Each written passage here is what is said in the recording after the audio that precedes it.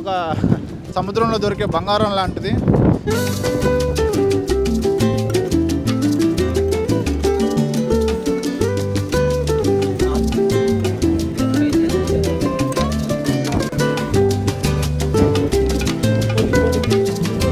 సముద్రంలో ఉన్న చేపల ద్వారా కాదు, సముద్రంలో ఉన్న చెత్త ద్వారా కూడా మనం సంపదను క్రియేట్ చేయవచ్చని దాని మీద ప్రోగ్రాం మీద ఇక్కడ ఉప్పాడ ప్రజల్ని ట్రైనింగ్ పంపించారు.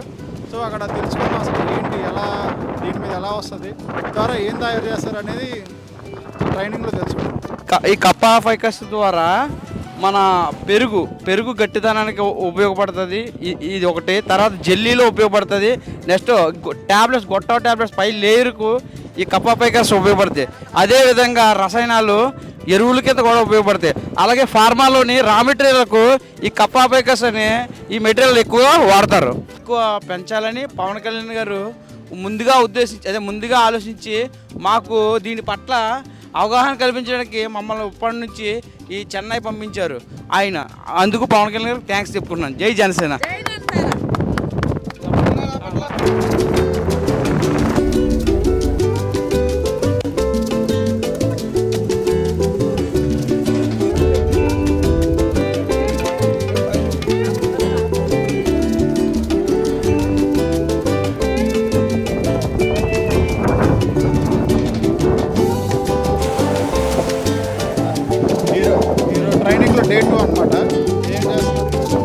ఈరోజు డే 2 ట్రైనింగ్లో మనము కప్పా ఫైకస్ అల్వరేజీ ఫార్మింగ్ ఎలా చేయాలనేది చూస్తున్నాము. ఇది తోణితురై మా రీసెర్చ్ ఫామ్. ఇది CSMCRI వాళ్ళ రీసెర్చ్ ఫామ్. ఇది ఇక్కడ రీసెర్చ్ ఫార్మింగ్ అంతా చేస్తూ ఉంటాము. ఇక్కడ మీకు కనపడేది కప్పా ఫైకస్ అల్వరేజీ సీవీడ్. ఇది రెడ్ సీవీడ్. నిన్న మనం మాట్లాడుకున్నట్టుగా దీన్ని మెయిన్గా కరాజినాన్ ప్రొడక్షన్కి, బయోస్టిమ్యులెంట్ ప్రొడక్షన్కి యూజ్ చేస్తూ ఉంటారు. ఇక్కడ మీరు చూస్తే ఈ కప్పా ఫైకస్ అల్వరేజీ అనేది ఆల్రెడీ ఒక 25-30 డేస్ గ్రో అయినటువంటి సీవీడ్. మనం ఇప్పుడు అక్కడ ట్రైనింగ్కి వెళ్ళి రాఫ్ట్ ఎలా ప్రిపేర్ చేయాలి, సీవీడ్ ఎలా కట్టాలి, ఎన్ని మెథడ్స్లో కట్టాలి, మెయింటెనెన్స్ ఎలా, యాంకర్ స్టోన్ ప్రిపరేషన్ ఎలా, అవన్నీ నేర్చుకుందాం మనం. ఇప్పుడు అందరూ అక్కడ షెడ్ కిందకి వెళ్దాం.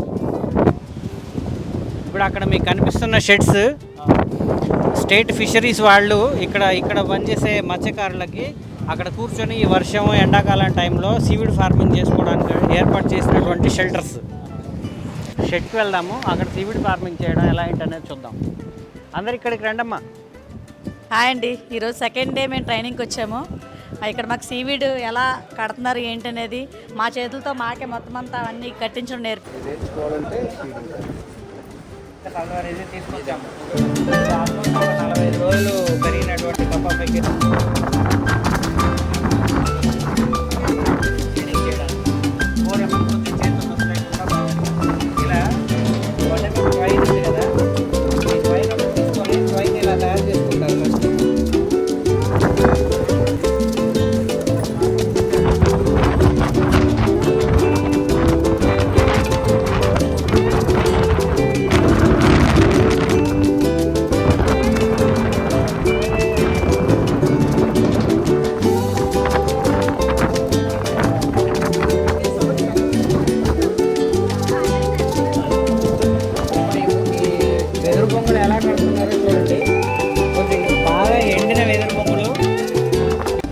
తేలియాడేలాగా ఉంచుకొని ఉంటారు.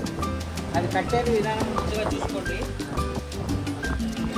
వెదురు బొంగులు కట్టిన తర్వాత ఎంత పెద్ద అల వచ్చినా కానీ కదలకుండా ఉండాలి. అప్పుడే మనకు అందులో సముద్ర మొక్కలు నిలబడతాయి. లేకపోతే మొక్కలన్నీ రాలిపోతాయి, ఏం ప్రయోజనం లేకుండా అయిపోతుంది. మళ్ళీ ఆ మొక్కలు మనకి 45 రోజులు సముద్రంలో అలలకు తట్టుకొని నిలబడగలగాలి. అది పెద్ద కష్టమైన విషయం కాదు. ఇక్కడ చూడండి సముద్రంలో ఎంత అలలు వస్తున్నాయో, మనకి ఎన్ని రాష్ట్రాలు ఉన్నాయో. ఇక్కడ తమిళనాడులో రామనాథపురం డిస్ట్రిక్ట్లో కూడా మత్స్యకారులు ఇలాంటి అలలు ఉండే ప్రదేశంలోనే చేస్తున్నారు. వాళ్ళు దీంట్లో నుంచే సక్సెస్ అయిపోతే రాగలిగారు. మనం కూడా ఖచ్చితంగా చేసుకోగలం. కానీ చిన్న చిన్న ట్రిక్స్ వాళ్ళు ఒక గత 20 సంవత్సరాల నుంచి చేస్తున్నారు కాబట్టి వాళ్ళకి అన్ని మెడికల్ తెలిసి ఎలా కట్టాలి ఏంటనేది ఏది లేకుండా మీకు చిన్న చిన్న టిప్స్ కూడా అన్నీ చెప్తారు. అన్నీ చూసుకోండి ఒకసారి, సరేనా?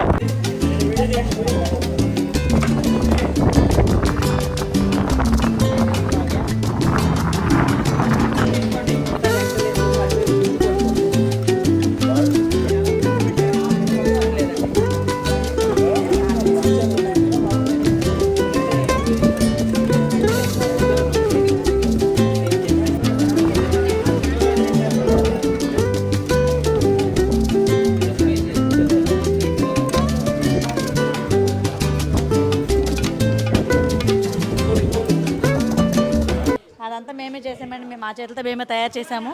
దాన్ని సముద్రంలోకి తీసుకొని ఎంత దూరంలోకి వెళ్ళి కడుతున్నామో ఏంటనేది మీ అందరికీ చూపిస్తాను రండి. దీన్ని ఈ సీవీడ్ని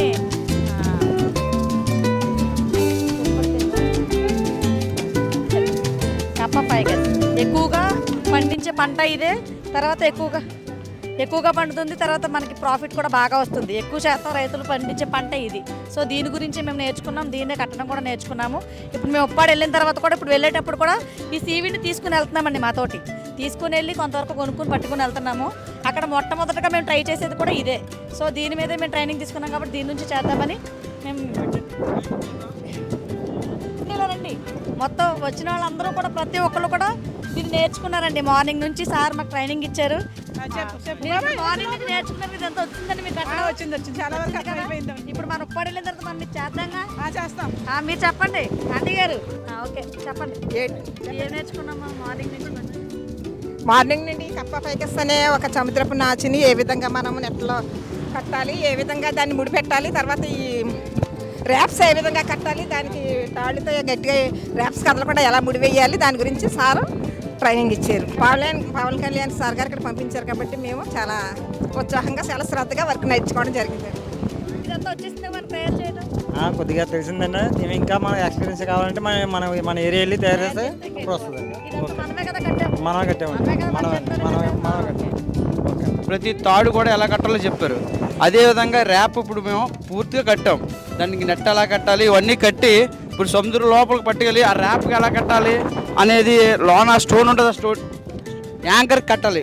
యాంకర్ కట్టాలంటే ఇప్పుడు ఆ కొన్న అన్న పట్టుకెళ్ళి లాక్కెళ్ళి కడతాడు. మేము ఆయనకి సహాయం చేస్తున్నాం.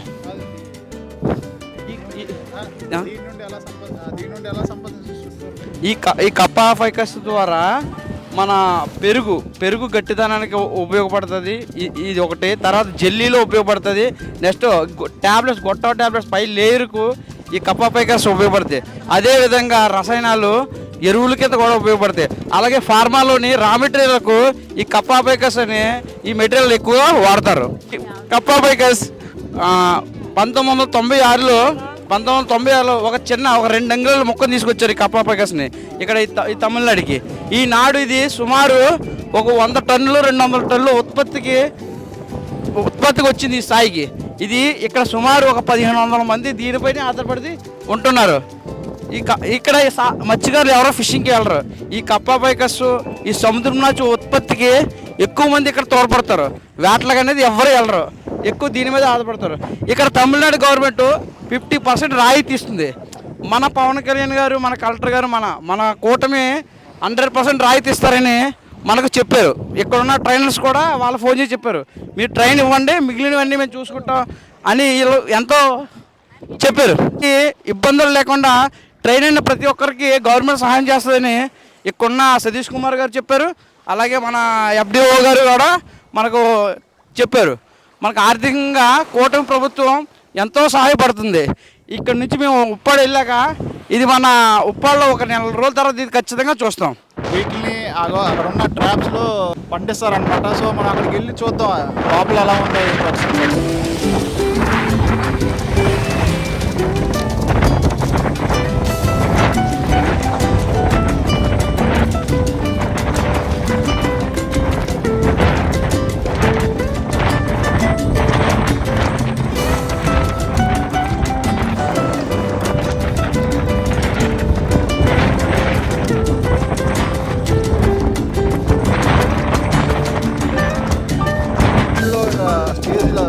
కేవ్లో పండిస్తారనమాట.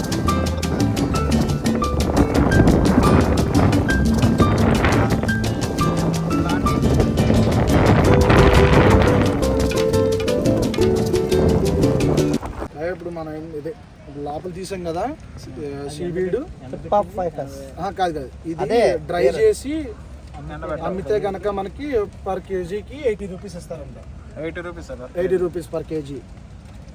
అదే పచ్చిది అయితే 20 నుంచి 25 వరకు కూడా మనం అర్న్ చేసుకోవచ్చు ఒక కేజీకి. 3 days ఇవి 3-4 days అలాగా మనం హార్వెస్ట్ చేసి డ్రై ఐటమ్ చేస్తే 80 వస్తుంది ఒక కేజీ. డ్రై చేయడానికి ఎంత టైం పడుతుంది? ఎన్ని రోజులు డ్రై చేస్తాం. ఎటువంటి ఇసుక చెత్త లేకుండా మనం చేసుకుంటే ఎంత శ్రద్ధ పడితే అన్ని డబ్బులు వస్తాయి. అది ఈజీ మేకింగ్, ఇందులో ఎటువంటి లాస్ ఉండదు. నువ్వు జస్ట్ ఫస్ట్ ఒక 2 days నువ్వు కష్టపడితే ఒక 5 racks తీసుకుంటే 250 kg పడుతుంది. మనకు అదే 5 racks ఒక 45 days తర్వాత 1250 kg వస్తుంది. నువ్వు 1250 kg అమ్మేసుకున్నా అది నీకు లాభం. జస్ట్ నువ్వు ఇది ఒక వీక్లీ వన్స్ ఒకసారి చెక్ చేసుకోవడం, ఇది ఇంతే. ఇందులో నువ్వు ఈజీ మేకింగ్ అన్నమాట. శ్రమ తక్కువ, లాభం ఎక్కువ. మంచి దారి కదా. ఇప్పుడు ఫిషింగ్ లేదని ఎంతో బాధపడుతున్నాం. ఇక్కడ సుమారు చాలామంది 1500 మంది ఫిషింగ్కి వెళ్ళరు. ఇప్పుడు అది అక్కడ మనకు కూడా ఇది యూజ్ అవుద్ది. ఇది నమ్ముకుంటే దారి ఉంటుంది. గారు చూపించిన దారి నమ్ముకుంటే మంచి భవిష్యత్తు ఉంటుంది. కాదు కూడదు అనుకుంటే మన ఇష్టం, మన భవిష్యత్తు మనమే పాడు చేసుకుంటాం. ఒకసారి ట్రై చేయి, నీకు లాస్ ఏముంటుంది? గవర్నమెంట్ నీకు సబ్సిడీ ఇస్తుంది, నువ్వు పెట్టు. లాస్ అవుతే గవర్నమెంట్ కూడా ఇస్తుంది. ఇప్పుడు పంటకి లాస్ వస్తే గవర్నమెంట్ ఇస్తుంది సబ్సిడీ. ఒక బోటుకి దెబ్బ తగిలితే గవర్నమెంట్ ఇస్తుంది. అలాగే ఇక్కడ తమిళనాడు గవర్నమెంట్ కూడా ఈ సీవీడ్ అనేది, ఈ కప్పాఫైకస్ అనే రకాలు తుఫాన్ వచ్చి ఎటువంటి దెబ్బ తగిలినా, అది దానికి ఎండ దెబ్బ తగిలినా, అది లాస్ అయినా సరే వాళ్ళకి సబ్సిడీ అనేది వస్తుంది. ఇదే ప్రాసెస్ మనకు కూడా ఉంటుందని మన కలెక్టర్ గారు, మన పవన్ కళ్యాణ్ గారు, ఈ FDO గారు కూడా ఇది బాగా చెప్పారు మనకు.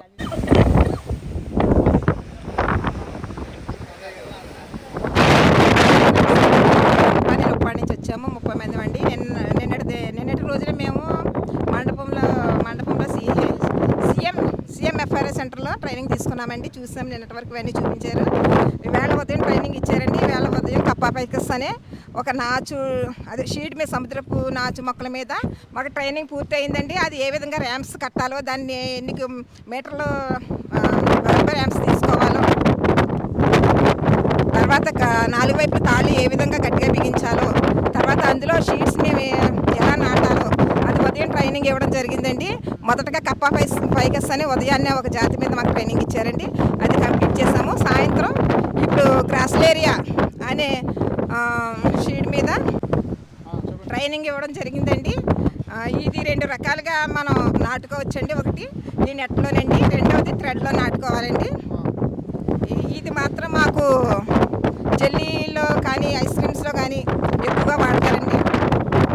డ్రింక్స్, టానిక్స్, ట్యాబ్లెట్స్, మెడిసిన్లో కూడా ఈ గ్రాస్లేరియా అనే దాన్ని ఎక్కువగా వాడతారండి. ఓకే, వీటి నుంచి అగర్ తీసి ఇది పిల్లల టానిక్లు జికటగా పడడానికి పిల్లలు పెడతారు. టానిక్లు అది వాడతారు, జెల్లీల్లో వాడతారు. తర్వాత పెరుగు గట్టిగా పడడానికి అందులో వాడతారు. నెక్స్ట్ పెరుగు, నెక్స్ట్ జెల్లీలో వాడతారు, ఐస్ క్రీమ్లో వాడతారు. అనేక పదార్థాలు, తినే పదార్థాల్లో ప్రతి దాంట్లో ఇది వాడతారు. ఇందువల్ల ఇది గ్రాసరీ అగర్ సీడ్ అనేది, ఈ పెంపకం అనేది ఎక్కువ పెంచాలని పవన్ కళ్యాణ్ గారు ముందుగా ఆలోచించి మాకు దీని పట్ల అవగాహన కల్పించడానికి మమ్మల్ని ఉప్పటి నుంచి ఈ చెన్నై పంపించారు ఆయన. అందుకు పవన్ కళ్యాణ్ గారికి థ్యాంక్స్ చెప్పుకుంటున్నాను. జై జనసేన. ఈరోజు మనం 2 రోజు ట్రైనింగ్ చేసాం కదా. ఈరోజు మళ్ళీ మేము ఆఫ్టర్నూన్ లంచ్ అయిన తర్వాత మళ్ళీ వచ్చి ఇప్పుడు మళ్ళీ 2 రకాలుగా ఇది ఎలా చేయాలి ఏంటనేది మళ్ళీ వేరే రకాలుగా చెప్పారు. సో ఇవన్నీ మాకు ఇప్పుడు మొత్తం నేర్చుకున్నామండి. ఏమేమి నేర్చుకున్నామని ఆల్రెడీ ఇది చెప్పడం జరిగింది. అదేంటంటే ఇప్పుడు దీని నుంచి చాలా రకాల, అంటే తినే పదార్థాలు, తర్వాత మెడిసిన్స్, చాలా రకాలు యూజ్ అవుతాయి. బట్ ఇవి ఇప్పటివరకు మన ఇండియాలో మనం రెడీ చేసుకోవచ్చు అనే విషయం కూడా చాలామందికి తెలియదండి. వేరే చైనా నుంచి అక్కడ నుంచి ప్రోడక్ట్స్ అనేవి వస్తూ ఉంటాయి, అక్కడ నుంచి తెచ్చుకొని మనం చేసుకుంటాము. కానీ మన దగ్గరే సముద్రం నుంచి మనం ఇన్ని చేసుకొని మనమే సొంతంగా తయారు చేసుకొని వీటి నుంచి మనం కూడా కొంత సంపాదించుకొని మనమే చేసుకుంటున్నాం అన్న ఉద్దేశం మనకు చాలా హ్యాపీగా అనిపిస్తుందండి. కానీ ఇప్పటి వరకు అసలు సముద్రంలో మనం చేపలు మాత్రమే పట్టచ్చు, ఇంకా దానికి మించి ఇంకేం లేదనుకున్నాం. వీటన్నిటిని ఇవన్నీ కనిపిస్తుంటాయి మాకు. కానీ వీటిని మేము ఎలా అంటే ఇవి అసలు మాకు సంబంధం లేదని తీసి పక్కన పడేస్తామండి.